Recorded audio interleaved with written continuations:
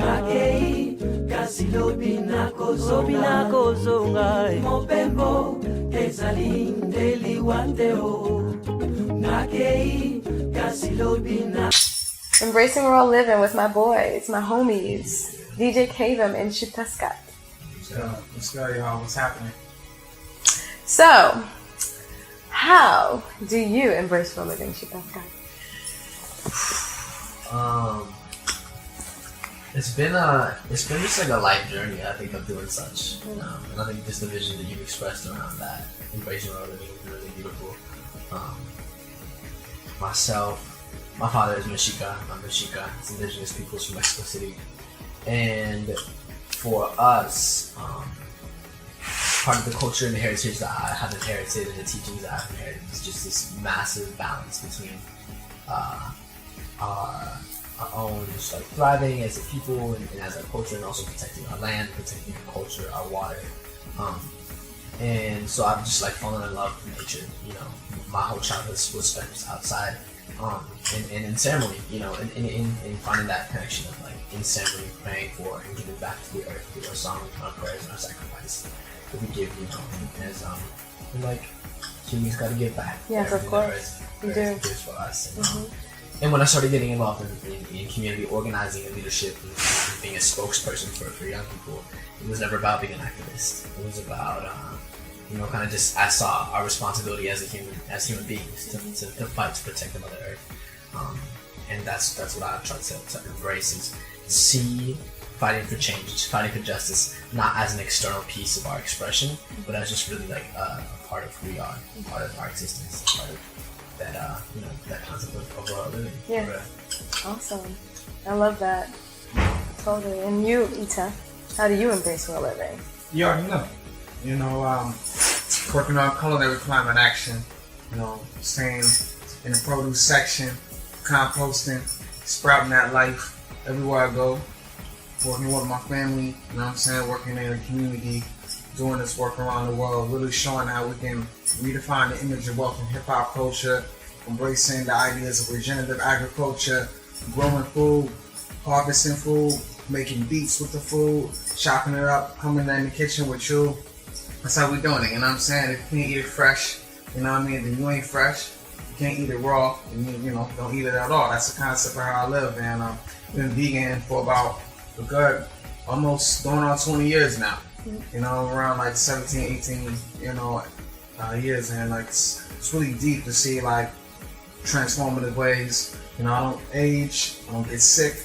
I stay on a real up and up, high frequency path, and just happy to talk about all these things with my friends and family, and like that's how I'm embracing it. They get to see how I live. People always like cutting off a good 15 years off my life every time I walk past, and exactly. I'm still getting carded, and I'm loving that. Yep. I'm like, yeah, that's what it's all about, and just embracing that concept of holistic health, because I really know that you can really get all the protein, all the amino acids, all the alkalinity just from eating fresh. And when I think about redlining and how it was hard to get access to healthy food in the communities where I grew up in, that was always an issue. So I had to figure out other ways. Growing food was important. Trying to support fair trade farming was important, because when I think about where a lot of the food exports were coming from, it was affecting the people, that I was buying it from, when you're not really getting it and they're not getting a fair share. So I thought about all those things, and that's what really got me involved into grounding me in organic gardening and urban farming and teaching youth how to do so. And now we in here rocking with you, showing how it's done. I think one cool thing too about like eating well and really taking care of our bodies and our spirits and our minds is like there's internal work that needs to be done. It's just such a reflection of the work that needs to be done on Earth as well. Exactly. And if you look at like eating plant-based, eating like off the land, not only is that reconnecting you with food, but it's reconnecting you with the planet. And because of the way that we can heal the earth by how we eat, where 3 meals a day, that's an option, to make better positive decisions for the environment, for our climate, for our water use, for our agriculture. Like our industrial agricultural system is one of the biggest contributors to climate change. So if we look at bringing that into our lives, we not only are healing ourselves, but also healing the world. Exactly. Yeah. Totally. I love it. And the biggest topic one of my favorite topics is environmental racism. Dun dun dun. How are we going to combat environmental racism? What are the steps that we're going to take to deal with this problem, this major problem? Stop begging for subsidies for black farmers and just owning more property, owning more land. You know, focusing on ideas of sustainability and holistic health on urban communities by basically putting rooftop gardens, regenerative agriculture on the side of our walls, using food as medicine, and really, you know, invigorating the ideas of educating youth to become these holistic health practitioners and urban farmers to really talk about, you know, those ways. But, you know, combating the old systematic system, at the same time still asking for monetary money that still has the images of white supremacy on the currency that we currently use, when it's really just electricity and what's current. You know, we have to actually take that word and put that back into the source of our energy and where our real energy comes from, to actually take that and make that current. So getting back into the land, getting back into the resources, you know, showing us, you know, exactly the conversations of how to redefine the image of wealth in hip-hop culture by getting intergenerational dialogue, working with the elders, working with the youth, and really just embracing that, because, you know, we can obliterate the ideas of obesity the same way we can do with racism by really just educating each other and getting off this Darwin mentality. But we have to start with the food as medicine and reprogramming our mind. I think too, it's like recognizing that communities of color are the predominant people affected by environmental issues, climate injustice. You know, if you look at the intersectionalities that exist, what, like an example I love to leave is like women's rights. Not only the intersection with the issue, but with the movements as well. Like, if you look at climate change, a recent study found that one of the most cost-effective and best ways to address climate change was to educate women worldwide and advocate for the reproductive rights. You know, and on the flip side of that, the people most affected by climate change are women and children of color. So it's like, it's not that they're not connected, it's just people, I think, have really divided and separated these issues so that these are the people that are being most affected but are least represented in the movement. You know, like when we look at the environmental and the climate justice movement, my whole experience being involved in the last 11 years is a very white movement, you know, and it's a very privileged movement to care about, because people often don't draw those connections between their communities and these oppressed communities and these huge global issues that people are seeing very narrowly as an environmental problem and aren't seeing beyond those boundaries. So I think we have to redefine the image of climate change. We have to reconstruct the way that we have these conversations, reconstruct the ways we talk about environmental problems, not only that recognizes that these people are being hurt more than everyone else, but also in a way that says these people need to have a voice at the table. These need to be a part of the organizing, the part of because how is like the big green organizations come in and see what's best for the community of Standing Rock with their resisting the pipeline underneath the ground? Nah, that movement came from those communities saying, this is what we need. We are calling everybody to stand with us. You know, this was them taking that leadership and power. In the same way with black communities affected by coal-fired power plants that are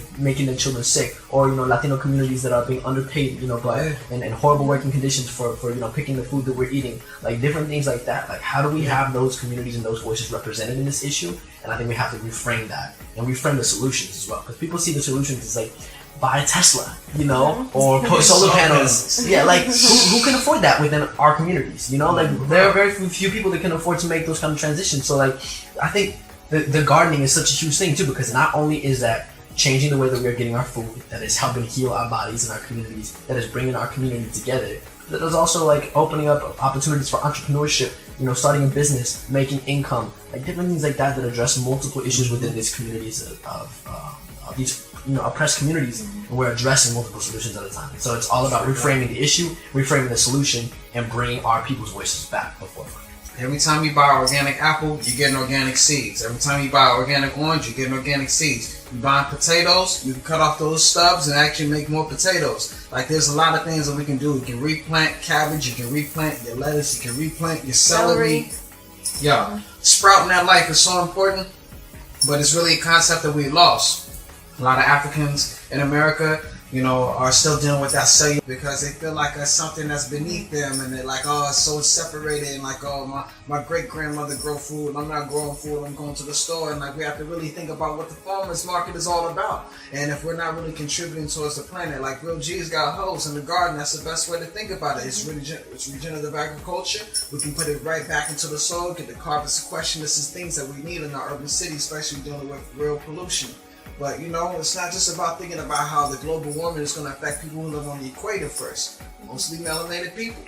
So we're thinking about the heat rising and the oceans is really creating all these different patterns of hurricanes around the world, wildfires on the west coast. It's about to freeze up in the north too. So we have to think about other ways of being compassionate, not being scared, but also being optimistic that the fact that the youth really have all the solutions and everything they need to really transform it. There's a lot of things happening from, everything that we need. I mean, you already know, it's more than just the Teslas. Exactly. And I think one thing that's funny too, that I've heard a lot of comparisons just within my community is our people are by nature not resisting systems of oppression, but also just living their lifestyles in a way that is more in balance with the environment. Things like hanging up your clothes outside, something seen as a tip to help reduce your energy footprint, but for people in my community, that's just doing laundry. Exactly. Yes. Canteens. Exactly. And this is because it's what makes sense when you live with less financial resources. And a lot of rich white people, it's a novelty activist tactic, but for us, it's just it's life. How we live. Exactly. It's funny. Yeah. So things that we can do all at home. Recycle, reduce, reuse. Remember that we've been green. And that's what it's all about. Exactly. And you touched on compassion. And that's what we need in this world is more compassion. We need that feminine energy.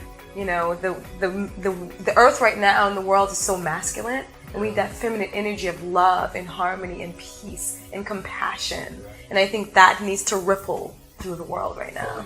Full of love. Yeah. Sure indeed. So what's up next for you guys?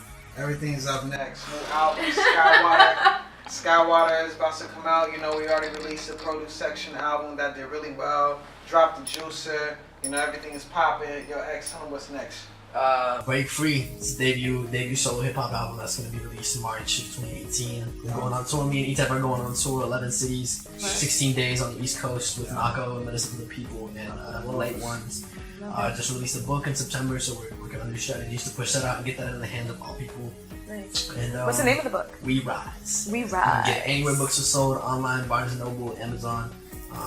We have massive fossil fuel resistance campaigns that are going to be set up in Colorado to resist the fracking that is happening out there, to really begin to create a model for what it looks like. We're kind of returning the power back into the hands of the people when our federal government and our politicians are failing to act on our behalf. So we're going to do some really huge things that we can't talk about. Yes. They're going to be super late that you guys are definitely going to know about.